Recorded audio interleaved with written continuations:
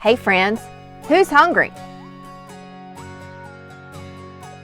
Pull out the loaf of white bread. It's time to make some homemade pimento cheese. In a large mixing bowl, add 2 cups of shredded sharp cheddar cheese, 1 1/4 cups of shredded Monterey Jack cheese, 1 cup of mayonnaise, 6 ounces of softened cream cheese, 1 teaspoon of finely grated fresh onion or 1/4 teaspoon of onion powder, 1/4 teaspoon of salt, 1/4 teaspoon of ground black pepper, 1/4 teaspoon of garlic powder, and 1/4 teaspoon of cayenne pepper. Mix by hand or on low with an electric mixer until the cheese spread is smooth.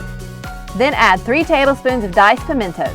Mix again just until the pimentos are evenly mixed throughout the cheese. While the pimento cheese is still soft, spread on slices of white bread.